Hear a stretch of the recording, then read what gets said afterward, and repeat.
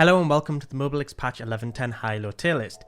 I'm Dan Orcs Harrison, and we have some spicy picks which have emerged, and with MSI in full swing, a lot of the popular pro picks are very prevalent in High-ELO solo queue. As usual, our team of experts has selected a range of champions which are performing well now and discuss the impact of the changes over the first week of the patch. Let's get stuck in. Starting off with the top lane, in the God tier we have Riven, Lee Sin and Darius, and in the S tier we have Wukong, Set, Shen, Urgot, Aatrox, Aurelia and Camille. In the top lane this patch we saw a minor buff to Gore Drinker, allowing you to heal a little bit extra with the active.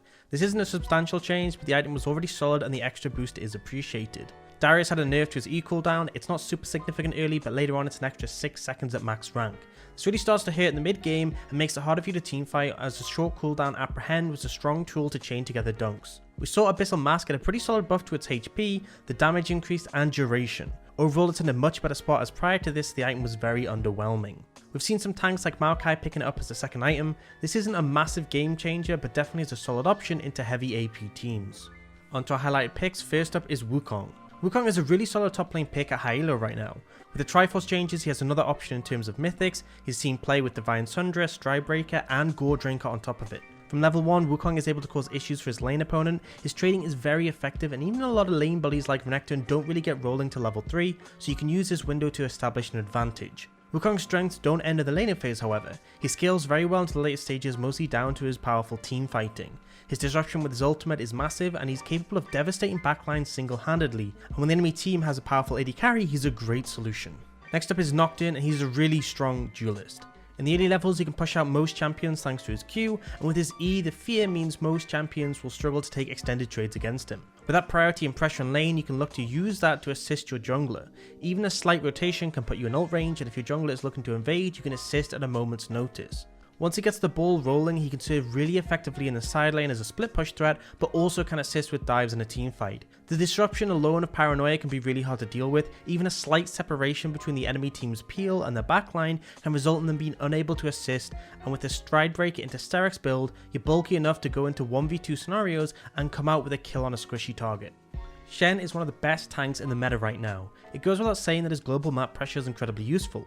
With how strong AD carries are right now, being able to play for them on the other side of the map and assisting ganks or denying dive opportunities to your opponents gives Shen huge value. His ability to taunt and block autos is incredibly frustrating for auto attack based champions, and the fact his ult now scales with his bonus HP means he's able to provide some really strong peel for his team. The thing is, he's also a really strong laner. He trades well into most melee champions and can handle himself comfortably. He's also good at setting up ganks with his taunt and can use it as an escape tool as well. Moving on to the jungle, in the God tier we don't have any champions, but in the S tier we have Morgana, Fiddlesticks, Udyr, Shaco, Rumble, Rek'Sai, Elise and Jin Zhao. Jungle received some substantial changes this patch, essentially limiting the ability for farming junglers to establish huge leads and maintain them. The re-addition of catch-up XP, the reduced damage from camps and longer respawn times have all helped slower farming junglers get a bit of an edge. However, this hasn't resulted in a huge meta shift, and you'll still see a lot of the junglers from last patch performing well. The gap has just closed slightly. Jin Zhao, Rek'Sai and Elise are 3 strong ganking junglers who are making a lot of headway thanks to a lower emphasis on farming and are able to drastically impact lanes and look to snowball your teammates.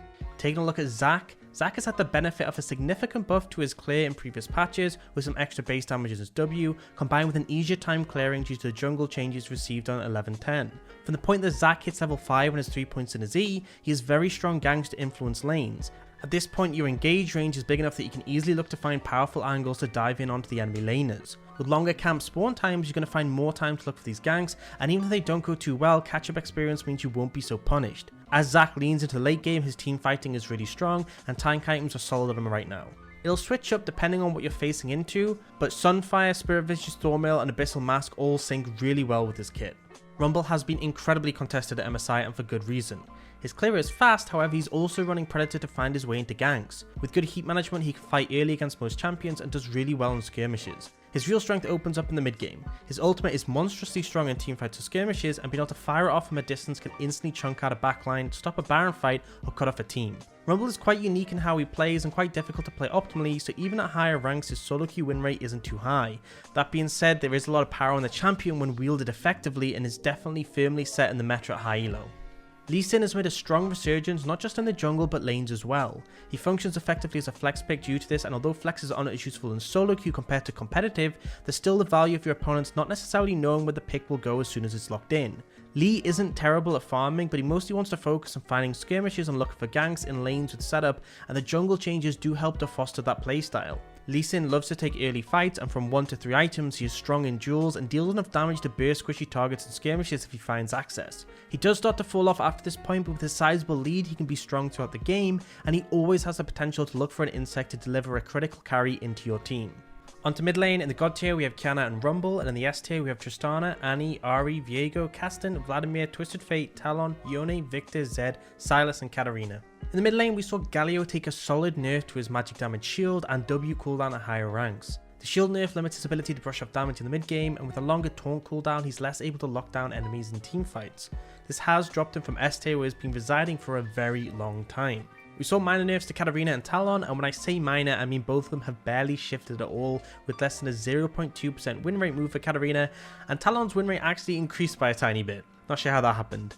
A buff to Lux did help her find more of a presence in the mid lane, with the E damage increase allowing it to harass and wave clear more effectively. Onto highlighted picks, first up is Set, and Set is a pick who's emerged at High-ELO in the mid lane. He has the ability to guarantee prio just down to the sheer threat he offers to most mids. Range mids can't step up towards him, and melee mids struggle to go toe to toe in a close range trade. Your sustain allows you to weather harass, and you can use that damage to charge up a haymaker to help clear out a wave. Ideally when playing Set you look to transition that priority into moving around and finding fights. Often it's about looking to pair up with your jungler and either gank a side lane or invade the enemy jungler and take him out. Set's build is very much bruiser focused to utilise his AD ratios that were buffed. He'll still end up tanky with things like Sterix and the power of his kit, but he'll be able to explode squishy targets with his combo. Victor's had a high MSI presence and he essentially puts most matchups on a timer. He's comfortable at controlling the game, and with his powerful wave clear and tools like his gravity field, it's hard to stack a wave up to look to pressure him or rotate. If he's able to mitigate pressure for long enough, then he scales really well into the later stages. His damage output is obscene later in the game, and he's able to utilise the movement speed of his empowered Q combined with the control of his W and R to dominate team fights. He's definitely not the best champion to impact the game early, but he delivers if you can navigate it well. Xerath has had some solid buffs in 11-9, which has allowed him to emerge in the mid lane. He serves well into low engaged team compositions as he is able to harass from such a huge distance and effectively clear waves until he outscales. Range is such a powerful factor in League of Legends, and in a lot of scenarios the enemy team won't even be able to trade with you if they can't get the fight started.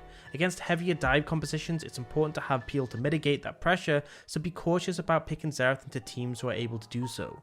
Xerath is also pretty solid at impacting side lanes with a huge range of his ultimate. You do have to be cautious however. If you're moving from mid you can be ganked from the enemy jungler and caught far away from your tower, especially if you're ulting and your camera is focused bot lane. Onto the AD carries, we don't have any in the God tier, and in the S tier we have Jinx, Tristana, Kog'Maw, Jhin, Varus, Vayne and Kai'Sa. AD carry had a big change, which was a nerf to Jinx which pushed her out of God tier. Her ult is now capped at 800 damage on neutrals, meaning Smite will out damage her and she's nowhere near as good at stealing. The bigger change however was a 2 base armor nerf. It doesn't sound like much, but it makes a significant difference when trading in bot lane, and as a result she's had a pretty sizable decline. Ginsu has also had its price dropped by 200 gold. This item still isn't hugely popular across AD carries, but those who can utilize it well will appreciate this item becoming easier to afford. Onto our highlight picks, first up is Kog'Maw, and he has emerged as a really powerful pick in EU and Korea and is doing work not only in solo queue but in scrims in the regions. The main focus of the new build is Wit's End as a rush. It gives you a really powerful one item spike granting on hit damage, attack speed, movement speed and magic resist. Now the spicy itemization from here is that some people have actually been building Randwins as early as second item. In tandem with Wit's End you become super tanky, and Kog'Maw's W damage is often enough to shred targets in the mid game. There's a ton of variety in builds right now. Some people lean heavily into the more bruiser build with things like Spirit Visage and Frostfire Gauntlet. Some have been a bit lighter on it with only the Randwins while focusing on damage items.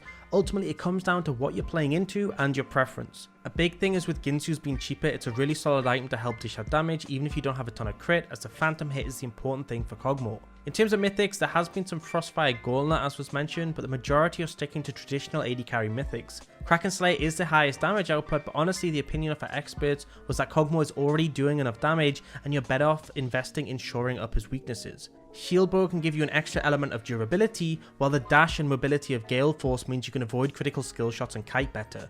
The concept of this new build is very much around letting Kog'Maw's innate damage do the work and having his items make him bulkier and harder to kill. Just to note, this is something that hasn't been seen as much on the NA server, so it could be a good opportunity to get a jump on the meta if you're from the region. It goes without saying that Kog'Maw syncs super well with Lulu, but he's been seeing a lot of play even when not paired up with her. Jhin has been pretty sleeper for the past few patches and has been performing solidly. With Jinx being toned down, he's in a more comfortable position and he trades well into most of the meta AD carries in the laning phase. Combine that with a lot of burst damage to look for 2v2s and his great synergy with Gale Force that allows him to ice skate around teamfights and is a good pick for the current patch. Pairing him with aggressive support allows him to look for potential all-ins, although he syncs really well with the likes of Nami and Zyra to land long-range harass on his lane opponents. They also do a great job of providing anti-engage when it comes to teamfights and setting up a position to ultimate. Swain is a really good bot lane pick, and although he doesn't have a huge play rate and tends not to be played too much by AD carries just because of how different he is, his strength is certainly showing. His ability to yank with his passive off ally CC means he's a solid pick in the bot lane, as his support can set him up to get free passive stacks and layer CC for a heavy trade that'll chunk out the enemy bot lane. Swain doesn't really apply too much pressure in the first couple of levels, but at 3 you can look to take some heavier trades, and at 6 he spikes a lot. His sustained damage combined with the burst to execute and the extra HP he receives from his ultimate means most lanes don't have the damage to cut through him, and any time spent in his range will just put them closer to death. Outside the laning phase, you'll be lacking the hyperscaling AD carry to pump damage, but oftentimes you'll face into a heavy dive comp in solo queue and they can just obliterate your AD carry before they could do damage anyway, and that's where Swain excels. Into short ranged heavy engage comps, he can simply pop ultimate, heal up, and then Zhonya's to buy more time. His AoE damage with his ult up is really solid, especially with Liandry's, and a fully stacked ultimate will demolish your opponents. Swain is best paired with supports who have heavy CC to set up his passive and keep opponents in range of his ultimates. Nautilus and Leona are great examples, and also champions who can match his strong level 6 spike to look for an all-in. Finally, onto the supports. In the God tier we have Bard and Lulu, and in the S tier we have Senna and Thresh. Support saw a solid hit to Thresh with his base health being nerfed. He's still an S tier, but he's now more vulnerable in early 2v2s as a kill target. Bard got nerfed to his base passive damage. He's still very powerful at High-ELO due to his ability to quickly rotate and impact the map, but he's now doing less damage when he arrives and has slowed him down a tad. Yumi had some buffs, and although in niche scenarios she's looking better, she's still very vulnerable to ganks, and with a lot of the stronger AD carries being immobile, that's not ideal. Zyra also got a minor buff, but this hasn't drastically changed her placement, although she does serve well as a Thresh counter in lane. Zilean has loved the change to Shurelya's. Now when he grants movement speed, he grants, well, even more movement speed. Zilean scales incredibly well into the later stages, as his ability to constantly speed up allies allows for stronger engages, better kiting, or he can use his E to slow opponents, and particularly against some mobile champs this can be devastating as it's very hard for them to avoid follow-up CC, usually in the form of your double bomb. The AoE stun is a great tool, and when utilised well he can solo carry team fights. In terms of later items, Cosmic Drive is a great one which offers 40 total ability haste. Combine that with Aeonians, Shurelya's, and you're already up to 80, and that's not including runes. Zilean scales super well with cooldown reduction, and as a result if you can get him out of the lane and get some items onto him, he'll deliver. That being said, in the laning phase he can harass pretty well, but ultimately the biggest issue comes with hard engaged lanes that can blow him up before level 6, so be cautious with how far you step up. Nami is in a solid position as there's a lot of strong trading AD carries, and she helps bolster them to win trades even harder. Kog'Maw is a great example, as if you pop your E and he uses his W, he'll outtrade any AD carry, and the slow means they'll struggle to disengage once hit. Nami's laning is pretty oppressive as a result, and his sustain means that the only real recourse is to engage and blow her up. As long as you're able to avoid this, you should find yourself coming out of lane with an advantage, and your scaling will really start to deliver. Your ultimate is a huge tool in team fights, and combine that with the extra damage and more importantly movement speed off your AD carry, and you'll outvalue most supports. Imperial Mandate is a solid option for further amplifying the damage, but Shurelya's is an alternative option to grant more movement speed and utility. We've talked a lot about champs who synced well with Shurelya's. One of the best is Karma. The win rate isn't the best, but in the right scenario she can offer a ton of value. The AoE shielding given amplified movement speed can allow your team to reposition, find an engage, or even avoid one. Her laning phase is strong as you can consistently harass opponents, but she's pretty vulnerable to all-ins, especially since she doesn't have any instant hard CC to help mitigate it. It's important to remember in these situations that although Mantra Q will give more damage and Mantra E will give more shielding, Mantra W is a great defensive tool as it gives you a strong self-heal and extended route. Often if you're the focus target in the early game, this can be enough to survive and turn the trade back around. That wraps things up for our 11-10 High-ELO list. Hope this has been helpful and you feel a bit more clued up on the High-ELO meta. Be sure to subscribe if you want to keep updated with our tier lists, and fly on over to Mobalytics.gg to check out the full list in one place.